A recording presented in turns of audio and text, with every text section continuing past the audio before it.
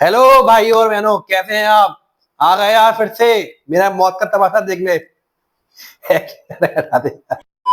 Hello भाई और बहनों, आज आपके लिए वीडियो लेकर आए हैं हम। Chapter number first solution class 12 का सेकंड लेक्चर।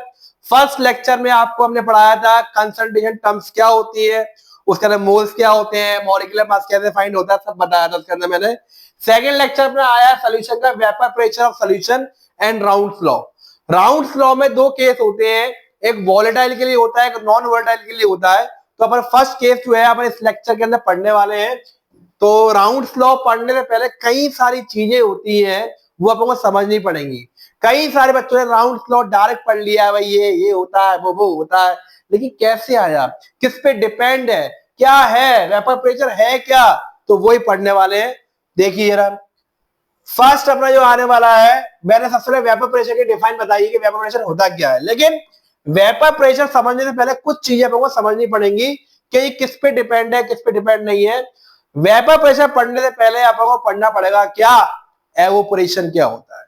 मान के चलिए मेरे पास ये कंटेनर है, ठीक है भाई, ये ओपन कंटेनर है, ठीक है। अब मान के चलो ये पूरा कंटेनर फिल है, पूरा मतलब गैस के मतलब वाटर से लिक्विड से क्या है, ये पूरा फिल्ड है। ये वाटर के पार्टिकल्स है।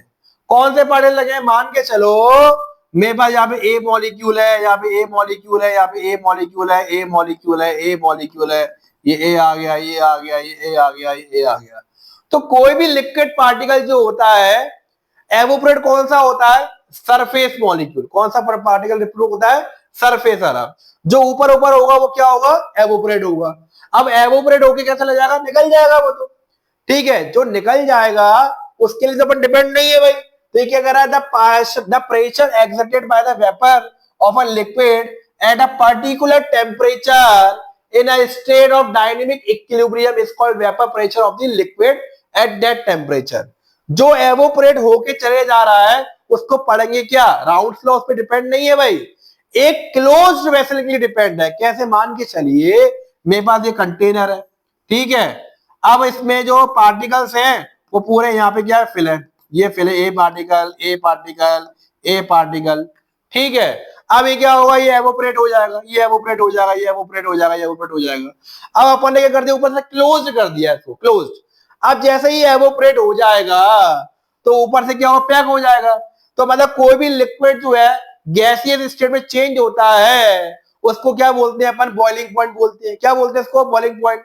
और कोई अगर गैसियस स्टेट है वापस लिक्विड में चेंज होगा तो उसको क्या बोलते हैं, कंडेंसेशन। जब कोई लिक्विड अगर गैसियस स्टेट में चेंज होता है और गैसियस स्टेट वापस लिक्विड में चेंज होता है तो उसको बोलते हैं इक्विलिब्रियम। क्या बोलते हैं इसको, मतलब लिक्विड स्टेट जो है, ये लिक्विड स्टेट जो है एक टाइप से रिवर्सिबल रिएक्शन हो गई। अपन ने क्लास 11 में पढ़ा हुआ है डायनेमिक इक्विलिब्रियम। आपने देखा भी होगा, जैसे कि मान के चलो आपने एक पानी की बोतल ले ली, उस बोतल के अंदर देखा होगा पानी आधा होगा, ठीक है। तो कभी कभी क्या होता है, कुछ पार्टिकल जो होते हैं ना वो बोतल के ऊपर जम जाते हैं। तो मतलब वो क्या हो रहा है, पानी जो है एवोपरेट हो रहा है, उसके जो पार्टिकल है, गैसेस के पार्टिकल जो है उस पर जम गए इस बोतल के ऊपर। अब होगा क्या, धीरे धीरे क्या होगा, वापस से वो गैस पार्टिकल निकल नहीं पाएंगे। तो वापस से क्या होगा, at at the atmospheric pressure के कारण क्या होगा, वो वापस से लिक्विड स्टेट में चेंज होने की कोशिश करेंगे। मतलब वो क्या हो रहा है, इक्विलिब्रियम हो रहा है। तो उस इक्विलिब्रियम को अपन डिपेंड है पूरा अपना वेपर प्रेशर। क्या डिपेंड है भैया, अपना पूरा वेपर प्रेशर। चलिए यही समझते हैं इसको है क्या। ये देखो यार, इसको हटा देते हैं अपन। जैसे कि मान के चलिए ये है क्या, देखो ये मान के चलिए अपन ने वो पार्टिकल ले लिए, जैसे कि ले लिए अपन ने, ले लिए भाई, आजा भाई कहां गया, ये अपन ने पार्टिकल ले लेते हैं अपन, कौन सा वाला, ये अपन ने मान के चलिए ये अपने पास एक क्या है, ये कंटेनर है, ठीक है, क्लोज कंटेनर है। मैं पहले बोल चुका हूं भाई, क्लोज कंटेनर पे ही डिपेंड है पूरा राउंड्स लॉ, ठीक है। तो इसके अंदर मान लो ए पार्टिकल है, ये ए पार्टिकल है, ये ए पार्टिकल है, ये ए पार्टिकल है, ठीक है, प्लस, ठीक है, ए को कंटेनर ले लेते हैं, ठीक है। इसके अंदर भी क्या भी है, इसको बी पार्टिकल है, ये बी पार्टिकल है, ये बी है, ये बी है, ठीक है भाई। जो ए पार्टिकल जो होगा वो कौन सा पार्टिकल अब होगा, अपन मान के चलो ए पार्टिकल को अपन मान लेते हैं क्या, सॉल्वेंट मान लेते हैं। क्या मान लेते हैं अपन, सॉल्वेंट। मतलब ये टाइप का ये वॉलेटाइल लिक्विड है। क्या ये? Volatile liquid. बी पार्टिकल को मान लेते हैं सल्यूट। क्या मान लेते हैं बेटा अपन? सल्यूट। ये क्या भैया? वॉलेटाइल लिक्विड है। भाई ऐसा जरूरी नहीं है कि भाई सल्यूट जो है हमेशा सॉलिड फॉर्म में ही होगा, लिक्विड फॉर्म में भी हो सकता है।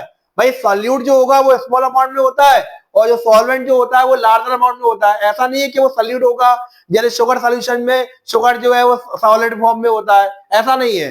अगर लिक्विड स्टेट में कम अमाउंट में मिलेगा तो वो सॉल्यूट हो सकता है। तो अपन बात क्या करेंगे, बार बार सॉल्यूट और सॉल्वेंट की बात नहीं करूंगा। आप माइंड में सेट कर लो कि अगर जहां पे मैं बी पार्टिकल की बात करूंगा तो समझ जाना वो सॉल्यूट होगा, और जो ए की बात करूंगा तो वो क्या होगा? सॉल्वेंट होगा। जब सॉल्यूट और सॉल्वेंट मिलते हैं तो आपस में क्या बनेगा? सॉल्यूशन बनेगा। क्या बनेगा बेटा अपना? अब इस कंटेनर के अंदर क्या होगा? A particle, B particle, A particle, B particle, ये आपस में मिक्स हो जाएंगे।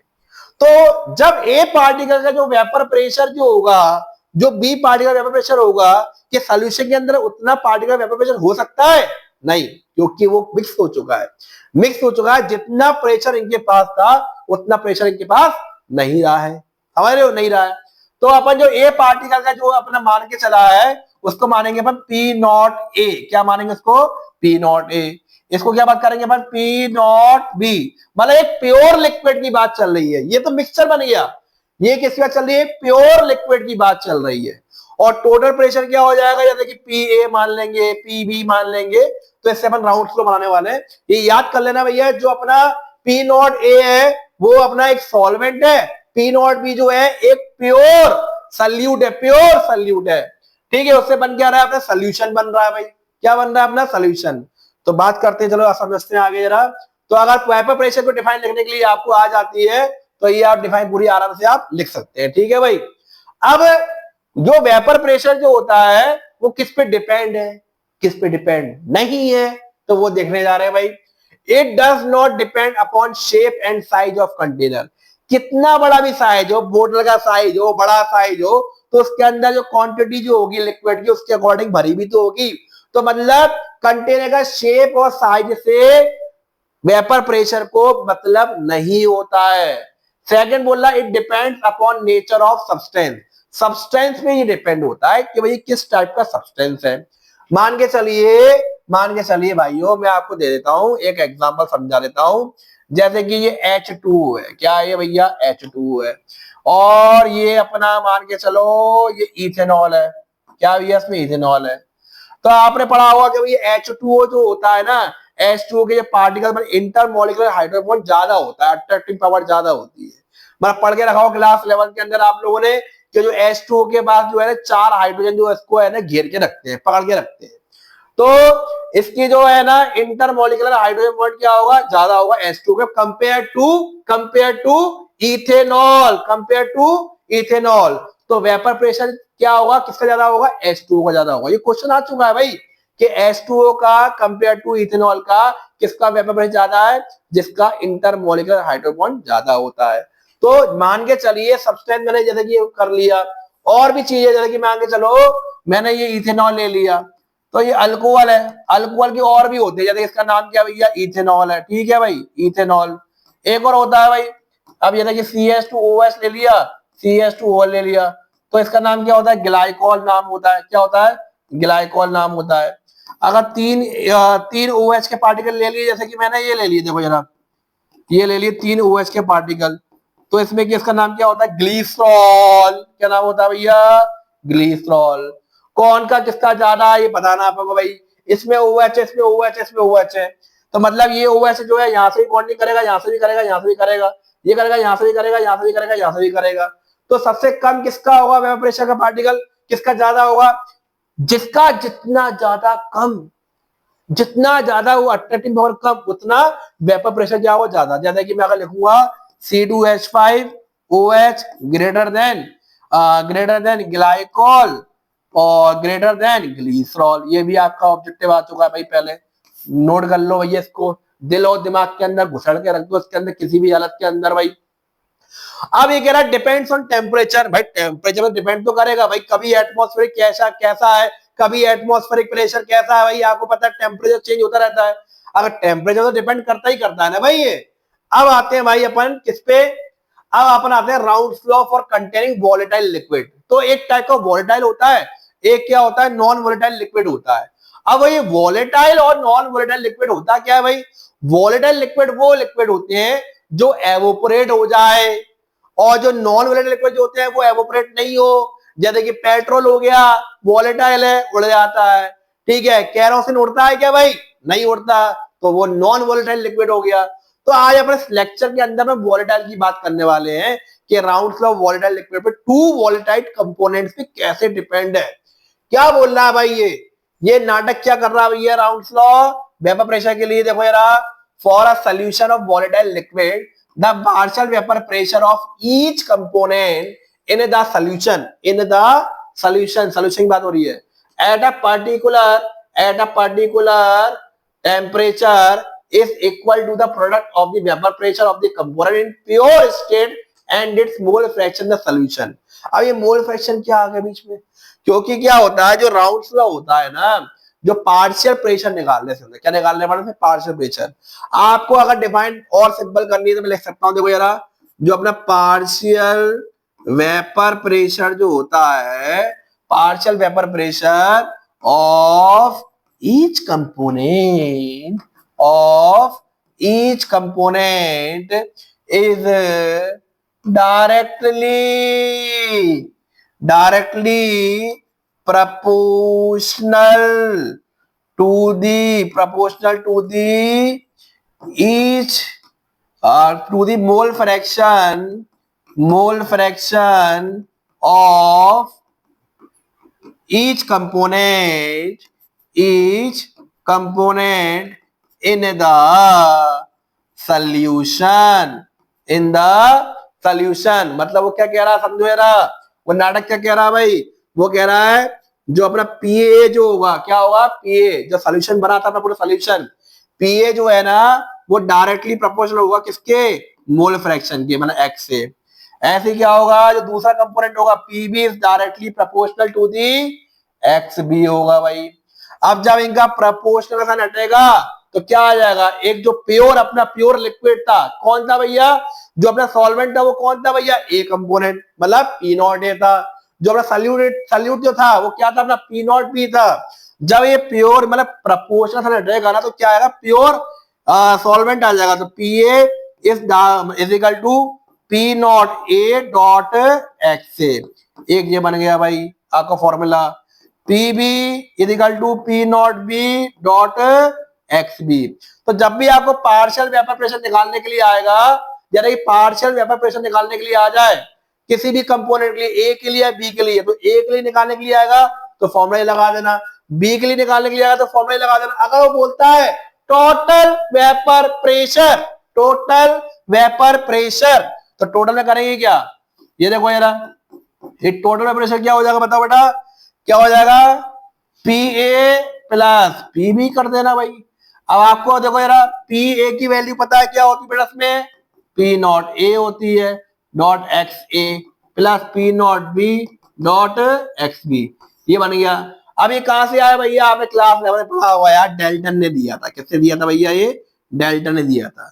तो राउंड लॉ तो यहाँ तक ही है, टोटल वेपर प्रेशर किसी का निकालना हो, किसी भी एटमॉस्फेरिक टेम्परेचर के अंदर निकालना हो, तो डेल्टन ने बोला था कि भैया जो भी पार्शियल प्रेशर जो होगा, वो जितना भी अपना कंटेनर होगा उसका अपन टोटल कर देंगे तो अपना एक टोटल पार्शियल वेपर प्रेशर निकल के आ जाएगा। ये क्लास 11 का टॉपिक है भाई। अब ये निकलता कैसे? नोट कर लो इसको, पॉज कर लो, नोट कर लो भाई। मैं पहले ही बोल रहा हूँ नाटक हो जाएगा, पहले ही बोल रहा हूँ भाई। अब ये क्वेश्चन कैसे आते हैं, किस टाइप के आने वाले हैं, आइए। बहुत लोगों को पता ही नहीं होता है, रट के चले जाते हैं राउंड से होता क्या है, लेकिन क्वेश्चन सॉल्व कर ही नहीं पाते हैं, मुश्किल से हो पाते हैं। लोग कह रहे हैं कि भाई सॉल्यूशन चैप्टर के अंदर कंसंट्रेशन टर्म के अंदर न्यूमेरिकल जो होते हैं उस पे फोकस करते हैं। भाई कंसंट्रेशन जो टर्म्स होती है वो क्लास 11 के अंदर रिपीट हुई आ चुकी है, तो क्लास 11 के अंदर कंसंट्रेशन टर्म ज्यादा आती है, क्वेश्चन ज्यादा आते हैं, लेकिन क्लास 12 के अंदर इतनी ज्यादा नहीं आती है। क्लास 12 के अंदर आपका राउंड लॉ के ऊपर क्वेश्चन ज्यादा आते हैं और कॉलिगेटिव प्रॉपर्टीज भी ज्यादा आते हैं। तो इस लेक्चर के अंदर अपन राउंड लॉ तो पढ़ ही रहे हैं, नेक्स्ट लेक्चर जो आपका आने वाला है वो कॉलिगेटिव प्रॉपर्टीज पे ही आएगा। कॉलिगेटिव प्रॉपर्टीज जो होती है 4 टाइप्स की होती है भैया, relative Laurent vapour pressure, elevation in boiling point, depression in freezing point and osmotic pressure. ये चारों अपन इसके अंदर पढ़ाएंगे और इसका क्वेश्चन करेंगे। लेकिन उससे पहले यहाँ ध्यान दे भैया, ज्यादा ध्यान मत दे, पहले इसके क्वेश्चन कैसे सॉल्व होंगे देखो जरा। क्वेश्चन क्या बोल रहा है भैया, क्वेश्चन बोल रहा है 0.78 ग्राम 0.78 ग्राम बेंजीन और 0.92 ग्राम ऑफ टोल्यूइन। टोल्यूइन आपने देखा होगा ऑर्गेनिक केमिस्ट्री में भैया, बेंजीन पे क्या लग जाता है भैया, CH3 लग जाता है। बेंजीन का फॉर्मूला क्या होता है, C6H6 होता है, लेकिन ये CH3 अटैच हो रहा था, C6H5CH3 ये बना दिया है। ठीक है भाई, तो आपको पता है भैया पार्शियल प्रेशर निकालना है। क्या निकालना है आपको बेटा, एक निकालना है पार्शियल प्रेशर ऑफ बेंजीन और टोल्यूइन, मतलब बेंजीन का अलग निकालना है, टोल्यूइन का अलग निकालना है। फिर बोला total vapour pressure, total vapour pressure जो भी इनका आएगा उसका टोटल कर देना, आंसर आ जाएगा यार, काहे घबरा रहा है इतना यार।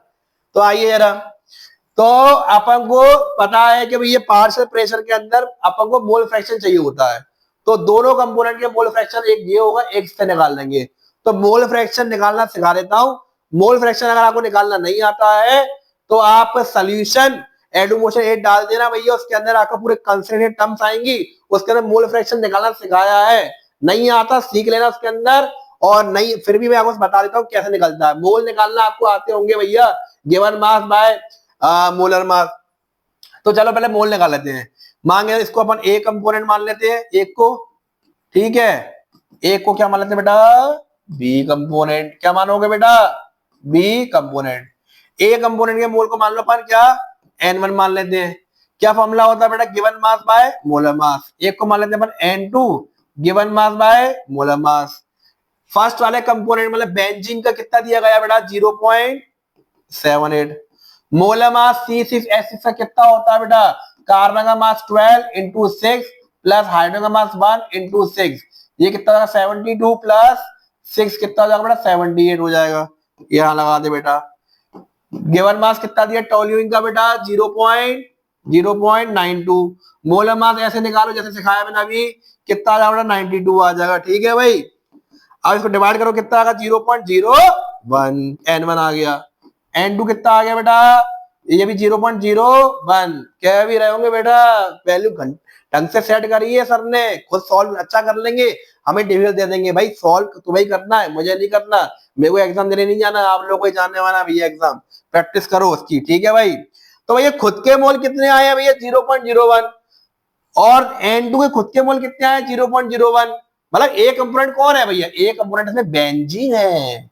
ठीक है, बी कंपोनेंट कौन है भैया इसके अंदर, टोल्यूइन है। ठीक है, तो बेंजीन के खुद के मोल कितने आए, 0.01। टोल्यूइन के खुद के मोल कितने आए, 0.01, और टोटल मोल कर दो N1 प्लस N2, तो 0.01 प्लस 0.01 कितना आ जाएगा, 0.02 आ जाएगा। अब निकाल लो आप मोल फ्रैक्शन निकाल लो, बताओ बेटा एक्स ए का फॉर्मूला क्या आएगा, N1 bye N1 plus N2, ये होता है मोल फ्रैक्शन का फॉर्मूला। एक्स बी का फॉर्मूला क्या होगा, खुद के मोल अपॉन में टोटल मोल। तो एक्स ए कंपोनेंट के मोल कितने आए, 0.01, और टोटल कितने आए बेटा, 0.02। एक्स बी के कितने मोल आए हैं, 0.01, और टोटल मोल कितने आए हैं, 0.02। डिवाइड करो कितना आएगा, 1/2, और इसको डिवाइड करो कितना आएगा, 1/2, प्लस कर दोगे तो क्या आ जाएगा, 1। मोल फ्रैक्शन का जो सम होता है 1 आएगा, 1 से ऊपर नीचे नहीं आ सकता, नहीं तो गलत कर रहे हो आप। ध्यान रखना, कभी भी आपको मोल निकालना है तो आप सम निकाल लिया करो, 1 आ गया तो मतलब करेक्ट कर रहे हो। तो आपको एक्स ए और एक्स बी की वैल्यू मिल गई, इतना नोट कर लिया भैया आप लोगों ने, नोट कर लिया तो मैं इसको इरेज करता हूं 2 मिनट के लिए। ठीक है बेटा, नोट कर लेना इसको पॉज करके। ठीक है बेटा, अब आ जाओ बेटा, अब लगा फॉर्मूला किसका, पार्शियल प्रेशर का, P naught P A equal to P not A dot X A, या P B equal to P not B dot X B. देखो जरा, अपन को पार्शियल प्रेशर निकालना है किसका बेटा, यहां बोल रहा है बेंजीन का, तो ए कंपोनेंट अपना बेंजीन ही था, तो पी नॉट ए कितना दिया है, ये दिया, देखो यार पी नॉट ए बेंजीन का कितना दिया है, 400 mmHg दिया है, तो यार लगा दो 400। एक्स ए कितना निकाला अपन ने, देखो बेटा ये निकाला 1/2, कितना निकाला बेटा 1/2 पीबी, ये कितना दिया है टोल्यूम का 200 दिया हुआ है। एक्स भी कितना निकाला हमने बेटा 1/2, ये ले बुड्ढे 200। पी ए कितना आ गया बेटा 200। पी भी कितना आ जाएगा बेटा, ले बुड्ढे काट दे 100 आ गया। ये आ गया आपका किसका बेटा, बेंजीन का आ गया 200 और टोल्यून का आ गया कितना 100। अब निकालना क्या टोटल वेपर प्रेशर, सिखाया मैंने आपको। तो टोटल वेपर प्रेशर कैसे निकालते बेटा, पी ए प्लस पीबी। पीए कितना आया बेटा 200, पीबी कितना आया 100, आंसर है 300। हलुआ था हलुआ। समझ में आया भाई। इस टाइप के क्वेश्चन जो है आपके एग्जाम में आते हैं। अगर कोई भी डाउट हो कमेंट सेक्शन में बता सकते हैं, और कौन सी वीडियो आपको चाहिए वो भी बता सकते हैं कि किस भी टॉपिक पे हम बना के आपको दे देंगे। ठीक है भाइयों, तो नेक्स्ट वीडियो का आप वेट करिए, नेक्स्ट वीडियो आपकी बहुत जल्दी आ जाएगी, वो कॉलिगेटिव प्रॉपर्टीज पे आएगी। राउंड्स लॉ का मैंने ऐसे बताया है, वॉलेटाइल लिक्विड की बात करी है, अपन नॉन वॉलेटाइल लिक्विड की बात भी करेंगे, आइडियल नॉन आइडियल सोल्यूशन की बात करेंगे, और कॉलिगेटिव प्रॉपर्टीज की बात करेंगे नेक्स्ट लेक्चर के अंदर। ठीक है भाई, तो इस टाइप के क्वेश्चन सॉल्व कर लेना, कोई भी दिक्कत हो परेशानी हो बता देना भाइयों। ठीक है भाइयों, चलते हैं भाई।